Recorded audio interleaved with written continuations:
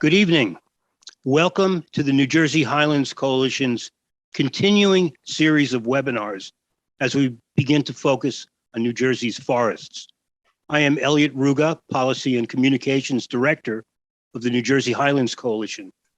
First formed in 1988, the New Jersey Highlands Coalition represents its 116 member organizations and individual members in their common interest of protecting the vital, natural, and cultural resources of the New Jersey's Highlands region. Tonight's program is Wild Carbon with Dr. Mark Anderson, Director of the Center for Resilient Conservation Science at the Nature Conservancy. 2.67% of Americans live in New Jersey, which would not be remarkable except that New Jersey represents less than 1/4 of the United States landmass, making New Jersey the most densely populated state, with an average of 1,260.15 people sharing each square mile. Yet New Jersey has an impressive 2 million acres of forest. 41.72% of New Jersey is forested, ranking 31st in the nation in percent of forest cover. That's a greater percentage than Texas, California, Wyoming, North or South Dakota. 1 million acres of New Jersey's forest is publicly owned, including municipal, county, state, and federal lands, and lands owned by conservation nonprofits. New Jersey has done an impressive job in protecting forested open space from development, providing New Jersey with an abundance of natural resource values, a clean water supply, a great diversity of animal and plant species, air filtration, temperature moderation, flood attenuation, a wide variety of accessible outdoor recreational opportunities, scenic values, and as the looming catastrophe of climate change nears, we are developing a better understanding of the forest's role in mitigating against the impacts of climate change. The regulations that are most protective of New Jersey's upland forests, the Highlands and the Pinelands Acts, don't even mention climate change or consider the carbon sequestration values of the forest. New Jersey has yet to develop regulations and policies that protect our public forests in response to the changing climate. In fact, the concept of the proper management of our public forests is highly controversial right now. That is why we believe it is critically important that we consider the latest research on the relationship between forest and carbon. And that is why it is my pleasure to introduce Mark Anderson. Mark directs the Nature Conservancy's Center for Resilient Conservation Science, which provides science leadership, ecological analysis, and landscape assessments for conservation efforts across 50 states. He holds a PhD in ecology from the University of New Hampshire and has worked as a conservation scientist for over 30 years. Over the last decade, Mark has led the effort to identify and map climate resilient lands and waters across the continental US and has published widely on climate resilience, landscape dynamics, and biodiversity conservation. One of the original authors of the National Vegetation Classification, his current research focuses on the intersection between biodiversity, ecological services, and climate change in terrestrial and aquatic systems. In 2017, Mark received the Nature Conservancy's Conservation Achievement Award, and in 2021, he received the Land Trust Alliance's Kingsbury Brown Conservation Leadership Award. Well, Mark, that's been quite enough for me. It's all yours, my friend. Great, thank you, Elliot. Hello, everybody. Thanks so much for joining me tonight. Thank you, Highlands Coalition, for the invitation to talk on my favorite topic, and thank all of you who've set aside a little time in your evening. I hope you're relaxed, having a drink or a cup of coffee or whatever your pleasure, and I've tried to create a complex topic. I've tried to create it sort of graphically and easy to follow. So I hope that works. Let me say, as Elliot said, you know, I'm not a climate scientist or a forester. I am an ecologist. And I spend a lot of my career, you know, keeping up with the newest science. And the science of carbon has changed incredibly over the last 8 years. And the breakthroughs are, some of them, mind-boggling. So in the last couple years ago, my organization asked if I could summarize, you know, some of the new science so we could start to think about what does this mean for conservation? And that's really the heart of this talk. You know, what is this? What is the emerging new science of carbon? And what does that mean for how we do conservation and how we mitigate the effects of climate change? So without further ado, I'm going to jump right in. Let's see. Okay. Oh, I got to start by saying there's a bunch of aspects of forests which I love to talk about: resilience, biodiversity, and ethics. And I am not going to talk about any of that tonight. I'm going to focus strictly on carbon. But, you know, doing that is like talking about people, you know, for the calcium in our bones, really. It's just one part of trees, one part of plants, but it's such an essential part that I think it's okay to talk about it in isolation.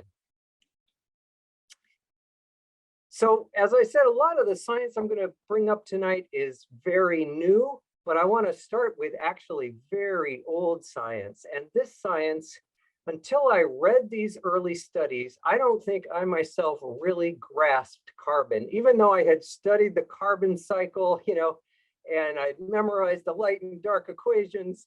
I didn't really grasp it till I read these early studies that were done in the late 1600s. And this first simple experiment, this should be done in every elementary school across the country. So it's so easy. So scientist John Baptist van Helmont, he and his son, they did this simple experiment where they took a 5-pound willow sapling and they put it, they weighed it very carefully, and then they weighed a pot of soil, a 200-pound pot of soil, and they put the sapling in the soil and they watered it for 5 years. And after 5 years, they then had this middle tree here that you see here, you know, a large willow sapling, and they removed that from the soil and they weighed it. And the sapling now weighed 169 pounds. But when they weighed the soil weighed the same. It was still 200 pounds. It was a couple ounces less, but let's just say it was 200 pounds. And they were like, where does plant matter come from? Where did this plant come from? You know, most people think plants grow up out of the ground, but they don't grow out of the ground. This plant did not come out of that soil. It weighed the same. They eventually decided it must have been in the water we were watering it. And that turned out to be wrong. It took another 100 years before Joseph Priestley figured out, you know, the secret of photosynthesis, that plants are actually materializing out of the air. The leaf of a plant removes invisible carbon dioxide molecules out of the air, you know, and converts them into carbon, which is sugars and you know, what we call carbohydrates, and transfers that, and that becomes the material of the plant. So the plant literally materializes out of the air. Even the roots, you know, the roots that are growing down into the ground are coming out of the air around it. So when you see a huge forest, you know, that forest has materialized out of the air. And this is not a metaphor. You know, it's hard to get your brain around it, but it's not a metaphor. Over billions of years, plants have actually reduced the amount of carbon in the atmosphere by a huge amount and made life livable for us. And of course, what we know of today as fossil fuels are coal and petroleum are just ancient buried compressed plants, that removed carbon out of the atmosphere and then were buried. In the case of coal, it was a buried swamp. In the case of petroleum, it's photosynthetic marine algae that was buried on the bottom of the ocean. And we're digging up old plants and re-releasing the carbon that they had extracted from the atmosphere. We're re-releasing that back into the atmosphere. And that's what's created the problem that we talk today about climate change. So how does this really work? So let's look at a tree. So here we are with a tree on a sunny day. And really the best way to think about a tree is as a living solar collector. And every leaf is like a miniature solar panel. And when those leaves are out there in the sun, they are extracting carbon dioxide molecules out of the air, converting it to carbon, and translating that carbon down in, it moves it around within the tree or at the roots or wherever that carbon is needed. And on a bright day like this, a tree of this size is photosynthesizing a ton of carbon. And in fact, the only secret to estimating how much carbon a tree is extracting is how much leaf area that tree has. So it's exactly like a solar farm, which is dependent on how many solar panels there are, and how they're facing. A tree, the amount of carbon a tree extracts is a function of its leaf, and it's called the leaf area index. And you'll hear people talk about carbon as growth rates and wood production and size, but none of that actually matters. What matters is leaf area, and that's because leaves are where all this photosynthetic activity takes place. It's the leaf area index. So what else is this tree doing? So this tree is monitoring its visual environment, very much like we do. So we have 4 types of photoreceptors in our eyes: red, green, blue, and light, dark. And as we move around, we monitor the environment. And we combine those into an image in our brain. For a plant, plants have 11 kinds of photoreceptors, and they have them all over their body, and they are constantly monitoring lights of all sorts of different spectrums of light. And that allows them, if some of their solar panels get in the shade, they can just let those solar panels die away and they can grow new ones over in a sunny spot. So they can actually continually adapt to changing light conditions, and in that way sort of maximize the amount of carbon they're taking out of the air, because carbon is what they are, and carbon is, I guess carbon is us when it comes to plants. So what else is this plant doing? Well, it's doing at least one more thing. It's breathing. In trees and plants, we don't call it breathing, we call it respiring. And all living cells respire, and that means all living cells release carbon dioxide and oxygen. In humans, we organize our cell respiration into a system that we call breathing. In plants, they don't organize it. They just respire out of all their, every cell in the living tree is respiring, and they release that into the air. And this is important because if you really want to calculate exactly how much carbon a tree is sequestering or extracting from the atmosphere, it's a function of how much it's extracting minus how much it's releasing through respiration. So it's that you have to subtract out the respiration to get the actual number. And this was a confused point for many years in carbon science. Scientists thought that as a tree got bigger and its metabolism slowed down, maybe the amount of respiration and the amount of sequestration just came into a neutral balance, and that really they became carbon neutral as they got older. Well, that idea was completely wrong, and it's been thoroughly put to bed now, especially from a study that was done in 2014 by Stevenson et al., where they looked at 673,000 trees across 6 countries, where they measured the carbon 403 different species. And what they found was the leaf area index just swamps any slowdown in metabolism. So as long as you got a ton of leaves, you're getting a ton of carbon. It doesn't really matter if the metabolism is slowing down a little bit. And they published this paper in Nature that said rates of tree carbon accumulation increases continually with tree size. And they had this remarkable statement in their abstract, that a single big tree can actually add the same amount of carbon to the forest within 1 year as is contained as if you grew an entire medium-sized tree. And if you look at this tree I have up, you can see, some of these branches are equivalent to the size of a small tree. So you're just, the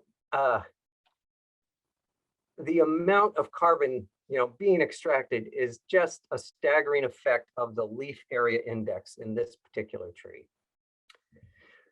But when trees form stands, what we call forests, the carbon story changes a little bit. And I want to walk you through that. It changes both in sequestration and in storage. For sequestration, it's pretty easy to understand. If you look at this graphic here, once you have a emergent canopy and a subcanopy and a shrub layer and an understory, what you're doing is the plants themselves, different species, are packing themselves into that space. They're tracking the light with their 11 different photoreceptors, and they're packing themselves in the space so that the forest as a whole can now maximize the amount of light and the amount of sequestration it's doing. And so the more complex and the structurally layered a forest is, the more carbon it extracts. And this was made really clear in a study in just 2019, so just a few years ago, where Gao et al., they found that these structurally complex forests had higher leaf area indexes, just as you would imagine. They absorb more light and they use that light more efficiently to power biomass production. So now I've given you a bunch of the basics, and you can now sort of interpret what is this backpacker thinking as she's walking her way through this forest. Awesome leaf area index. So look at that. She sees all those structurally complex lower layers with an upper canopy on top. But a question arises, and this question came up to the scientists. Well, where does all that extra carbon go? The tree is extracting a lot of carbon. So, we people, we eat carbon, that's our carbohydrates, our sugars. Our growth rates, our own growth rates slow down at around 20, 22, and our metabolism slow down. But if we keep ingesting carbon, it has to go somewhere. For us, we kind of thicken, and trees do the same thing. They start to thicken, but when you measure it, the amount of diameter, the diameter of breast height, the DBH of a tree, doesn't quite account for all that carbon that's being extracted by all that leaf area. So in 2017, a woman, Tamara Klein, in her lab wanted to figure out where does all that carbon go. And what she did was she took a crane that she could get above the tree canopy, and she released labeled carbon. It was labeled with stable isotope labeling so that they could track where the carbon molecules go through the forest ecosystem. So she released all this labeled carbon in the upper canopy, and what she found sort of shook the science world. It came out in Science, the top journal, one of the top journals, and what she found was this. First of all, most of the carbon pretty rapidly was being transferred underground into the root systems, and then up to 40% of that carbon was being shared with other trees. So the trees, through their connected root system, were sharing carbon, and actually the forest was creating a shared carbon pool. And you can see in this, these are actually illustrations from the article in Science. You can see the red, the red tree with no sharing, and then after a certain amount of time, the carbon is shared through both. And the carbon is actually traded back and forth. And the way this is happening is because the root networks are connected by mycorrhizal fungi. And they are, I'll say a little more about them, but they're a type of fungi that lives in concert with the fine roots of the trees and tends to connect them all into a large linked entity and help them move carbon back and forth. And this has now been studied, very well studied. The first person who started to work it out, Suzanne Simard, found that in the fluxus of the carbon changed with like time of year. For example, in the summer, when broadleaf trees are just photosynthesizing like crazy, coniferous trees can't really keep up with that rate. And so the broadleaf trees might be transferring carbon to the conifers. Later on in the middle of winter, for example, when the broadleaf trees have lost their leaves, the coniferous trees might be transferring carbon back to the broadleaf trees. And in this way, they sustain each other, and they'll even transfer extra carbon to an injured tree, and sustain it until it starts to regrow its leaf area. And one of the most remarkable things that Suzanne Simard found was she had her students map these crazy networks that you see here, these green blobs. These networks develop around old mother trees. She calls them mother trees because it turns out that an old tree will nurture a lot of the young trees around her and help them to develop. And they'll even transfer a little extra carbon and sugars to their own offspring. So they're recognizing their offspring and transferring them a little extra sugar, which is a strategy I've used myself. So I sort of relate to that.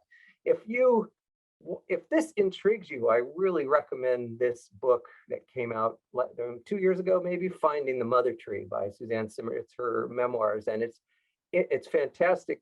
There's fantastic science on carbon in there, but also, interesting observations on, how you introduce new science into old schools. So very good read. So let's go back to this mycorrhizal network. So mycorrhizal networks have been around for a long time, probably since when plants first colonized land. Plants are not particularly great at extracting nutrients out of hard soil or rock, but mycorrhizal fungi are. They can dissolve some of that rock and they can extract nutrients. And so there's a symbiotic relationship with the mycorrhizal fungi and the plant, where the fungi extract nutrients and transfer those nutrients to the plant, and the tree or the plant, sequesters carbon and transfers the carbon to the fungi, and the fungi eat carbon. So they're feeding the carbon, they're feeding the fungi, and the fungi are sending nutrients that way. And that probably allowed trees and plants to colonize land. And according to Merlin Sheldrake, this is another great read, Entangled Life, if you're interested in learning more about the fungal networks. Mycorrhizal relationships are as common in plants as photosynthesis is. So it's really a fundamental part of how plants work. This is really important for carbon storage and also for conservation, because now new research shows that after land gets cleared or cut hard, those fungal networks can degrade and deteriorate. And when that happens, the forest becomes less resilient and there's a lot less carbon stored. And it actually takes time for those networks to regrow and reconnect. And it's another sort of reason to keep our forest as intact as we can, so that those networks can develop and sustain the resilience of the forest by allowing that carbon transfer and also sequester more carbon. This is not in any way restricted to forests. In fact, carbon in our prairies and carbon in our agriculture system, soil carbon, is a very hot topic right now. I love this picture of Jerry Glover with a perennial wheatgrass roots looking at the native prairies, which were completely mycorrhizal, networks of deep roots that stored huge amounts of carbon and have now been replaced by, annual agriculture that has very little carbon storage, and we're trying to, obviously, there's a lot of people working on really sort of bringing carbon back into the agricultural equation. In forest, it's not been studied. There's very few studies on forest soil carbon. This one study from 2017 in China, they looked at the soil carbon in the upper 20 centimeters of old growth forest, and they found that it was accumulating atmospheric carbon at an unexpectedly high rate. And now there's a whole bunch of studies trying to figure out what was happening there. Why was this old forest getting so much carbon in its upper layer of soil? And I have here, you can see this chart. This is just to show you, this is a chart, a pretty standard chart for calculating forest carbon and estimating it. And you can see it has the age, the stand age in years, and then it has the volume. You can estimate the volume. And when it gets to the soil, you can see they just have a constant in there. They just have a number that's always the same. They don't really have any dynamic of carbon in the soil, even though it's probably the majority of the carbon. It's just in there. So there's just a lot more to learn about soil carbon in forests. I think one thing, though, that is pretty clear now, and that is a useful thing to keep in your back pocket along with leaf area index, keep that, is that allocation changes as a stand grows older. So as in a young stand, it's either after a disturbance or recently cut, most of the carbon is allocated to above ground growth. It's growing to new wood. But as that stand gets older, most of the carbon starts to be allocated to below ground soil carbon. And the below ground soil carbon over time is really a much larger pool than you can see than the above ground carbon. This pie chart I have here is pretty typical with, a half to 3/4 below ground, 1/4 to 1/3 above ground carbon.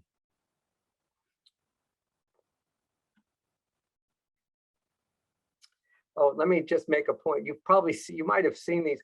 These are very commonly used graphs that I have here that show above ground biomass plotted against stand age. These are used for carbon a lot, and they are accurate for above ground carbon, but they are not accurate for total forest carbon. So if you see these being used, please ask that question or try and clarify, yeah, that relationship is true for above ground carbon, which, at a certain point, what you see is that it levels off. At a certain point, it levels off because the above ground carbon is added at a much lower rate because all the carbon is going below ground to the soil. I hope that makes sense. We'll come back to it if it doesn't.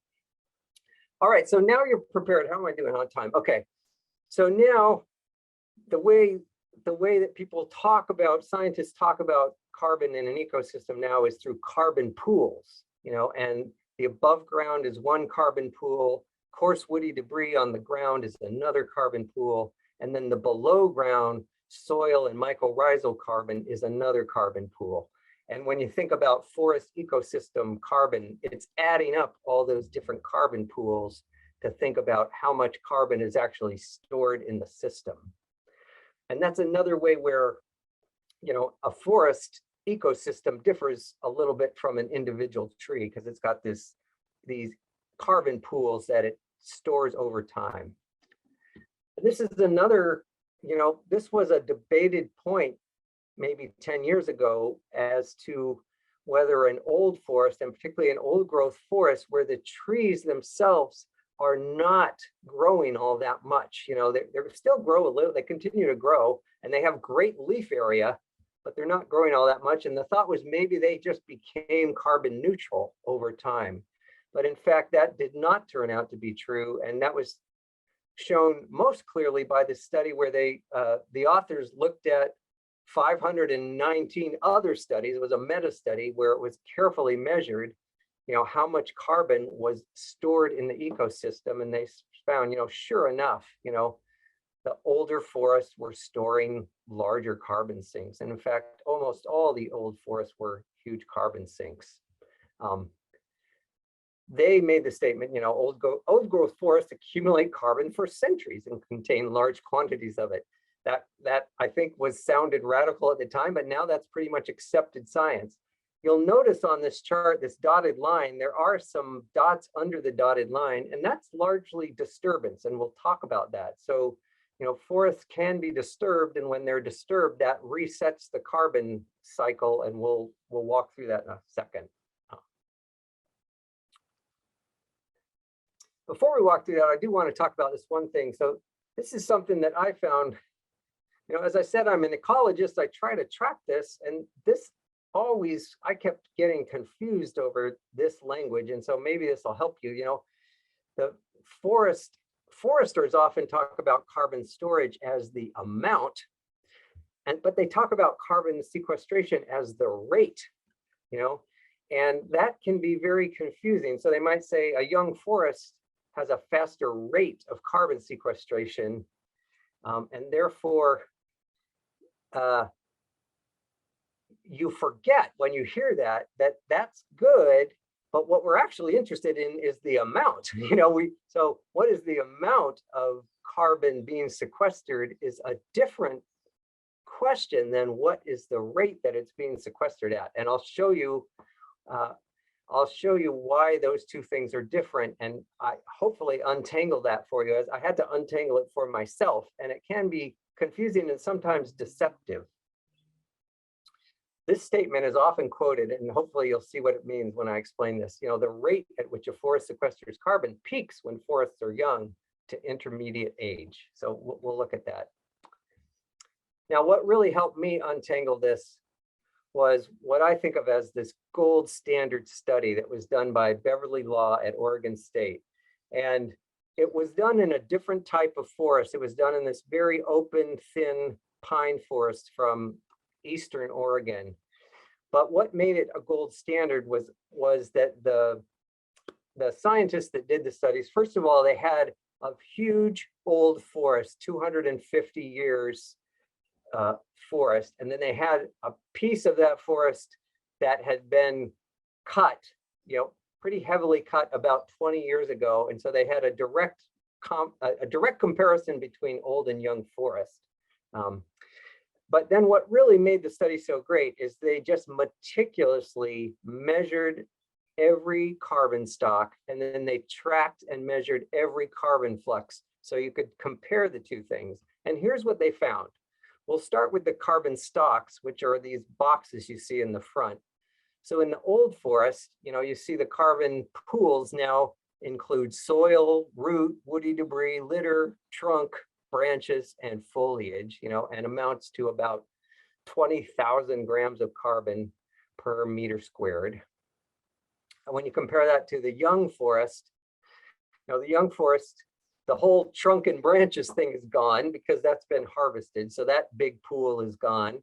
The woody debris pool went up a little bit, you know, because there's more debris on the ground. And then the soil went down a little bit, you know, probably because it's mycorrhizal are not being fed. You know, I'm not sure, but that's my conjecture there. And so it only had about half the carbon stock. So again, this is pretty settled science, you know. But here's the real interesting part. So then they looked at the fluxes, the carbon coming in from photosynthesis. So the leaf area is greater in the old forest. So the carbon coming in, 472 grams of carbon per meter squared.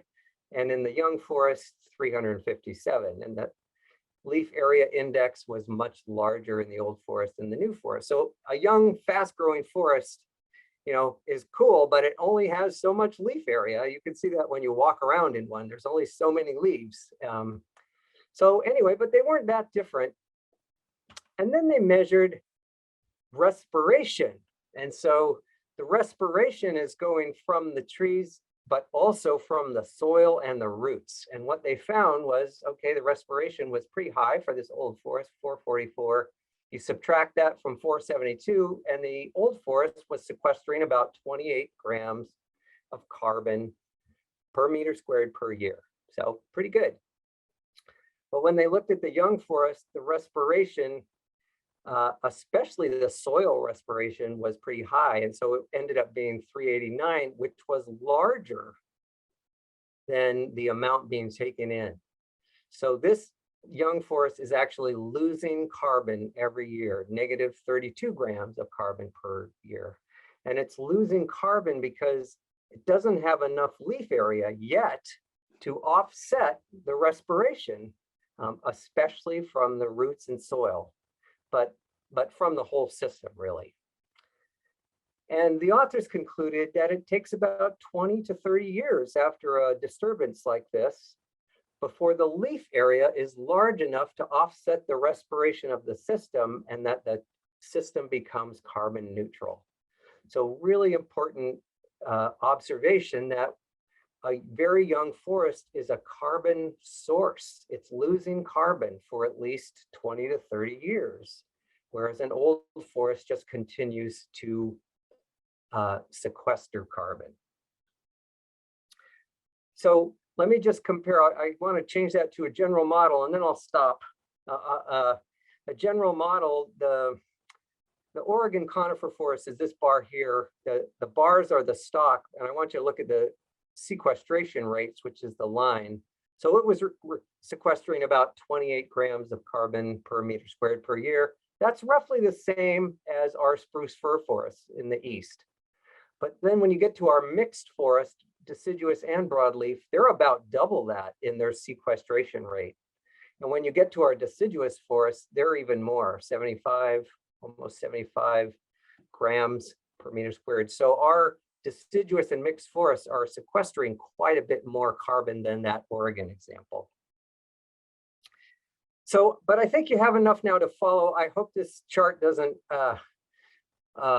freak you out at this time of night. Take a sip of your beer or whatever, so I think this general model really helps me. So now I can start to think about years since a harvest or disturbance. So a young forest would be close, growing right after a harvest or disturbance, and an old forest is a long time since it's been disturbed. So what we can see is the forest starts growing, and it does start growing rapidly and sequestering carbon at a rapid rate.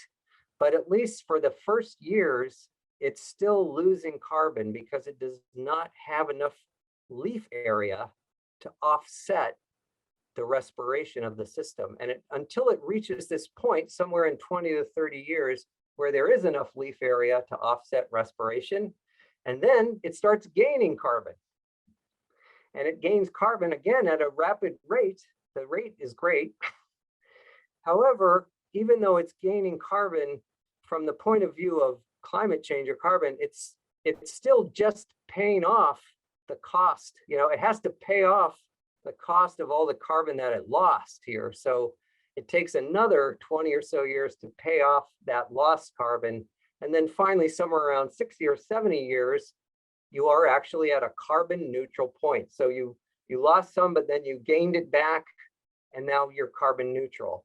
And the good news there is a point when you could harvest this forest, and that harvest would be neutral, but it's relatively far out, It varies, of course, by forest type and geography. So, but in the 70 to 80 here. And if you compare that with the steady rate, this bar I drew at the cross, that's just a mature forest on the landscape. It has a flat rate. So the rate is flat. It's not as fast as the young forest. However, it's actually accumulating much more carbon. If this was your bank account, you would be losing money up to this point, then you'd be making money, but not enough to pay off the loss until right here, you'd be at zero. And if I was giving you $1 a year, every year, that's a flat rate, but you'd have $70 or whatever at the same point. So it's this dynamic forest can't really compete with a steady state forest. Now, of course, forests aren't always steady state because we have natural disturbances and all sorts of things that interrupt our own forests. And then I want to just point out, there's lots of play in this equation. So this equation makes me very happy because now you can start to think about, well, how could we improve this? We could, we could cut less heavily, and we could retain some mother trees, and we could keep the mycorrhizal network more intact. And there's lots of ways you could play with this equation to get carbon neutrality at a much faster rate. And that's really the challenge for forestry and foresters today.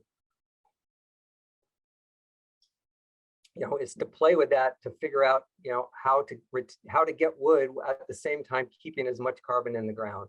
Some other ideas that you're probably familiar with, to think about whole cycle of harvest is when the harvested wood can be retained in the system for as long as possible, so that isn't completely lost. And then when you just compare total carbon, again, the young forest that goes through this cycle can't compete with the old forest in terms of storing carbon. But a big difference here is most of that carbon stored in the old forest is in the soil. Whereas in this young forest, most of the carbon that's created is in wood, which is, what we want for wood products. So there are some, and you can play with these equations too. So just to summarize the science, trees extract carbon from the atmosphere in proportion to their leaf area. Forests with complex structures maximize the annual intake, by having the layers of canopy. Forests stands sequester and store carbon every year. Young stands allocate more carbon to wood production. Old stands allocate more carbon to roots and neighbors and the mycorrhizal network. And there are ways to grow and harvest trees that minimize sequestration losses and provide wood products, but those things do take a long time to do. And they won't really compete with just a growing forest in terms of if we're just trying to get carbon out of the atmosphere now. So I want to end just with some thoughts on how do we get back to the garden? So this is how much the science has changed. I mean, hopefully that you've seen some of the science I just showed before, but if not, the science has changed, it's still changing. Look at this. So Joseph Priestley in 1772 had just figured out photosynthesis. 200 years later, in 1970, Joni Mitchell writes a song called Woodstock, and the line in the chorus says, "We are stardust, billion-year-old carbon." And she's actually quoting Carl Sagan, who pointed out in a great essay that carbon itself is extremely rare in our universe. It's created when stars explode, so it is literally stardust. And somehow in the history of our planet, some of that carbon got trapped in the atmosphere around our planet. And then life evolved and plants evolved to extract that carbon out of the atmosphere and green the planet, and essentially created a living planet, from the chance that there was carbon in the atmosphere to begin with. But as Joni points out, our whole fossil fuel industry, we've now caught ourselves. Fossil fuels are amazing, for producing energy, but it's a devil's bargain. And now we're starting to have all sorts of problems with our climate. How do we really get back to the garden? It's the question haunts me.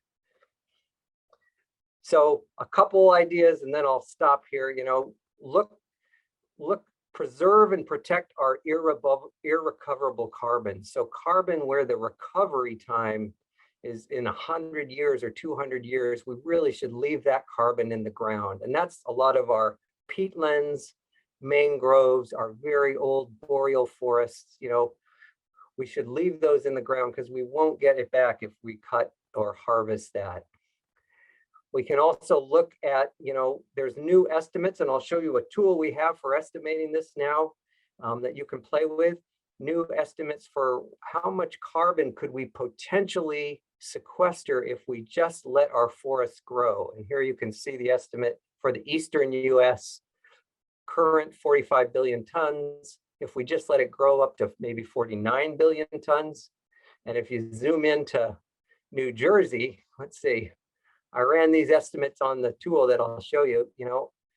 New Jersey itself estimated in 2010 236 million metric tons of carbon. That's equivalent to 188 million cars being removed from the road for a year. And that could increase to 277 million metric tons by 2050. So that's about 41 million metric ton potential increase. Now that's not realistic, because that's saying if there's no disturbance, if these trees all just continued to grow, which is unlikely, but if they would, that would be about 33 million, equivalent to about 33 million cars being removed from the roads for a year. So huge carbon potential. And note the blue, the blue is the highest amounts of carbon, followed by green. So just note in the highlands, there is a lot of that carbon. You can play with those maps and estimates at maps.tnc.org, resilient land. Okay, thank you, Mark. Very fascinating. I want to let attendees know that Mark's paper entitled Wild Carbon is available on New Jersey Highlands Coalition's website. Thank you, everyone, for joining us this evening. I want to thank my colleague, Dylan Medici, as our technical director behind the scenes, keeping the technology operating smoothly. I also want to thank our executive director, Julia Summers, for her leadership. And of course, Mark Anderson for taking his time to be with us tonight, and our colleagues at the Nature Conservancy for lending them to us this evening. Until next time, good night. Thank you very much.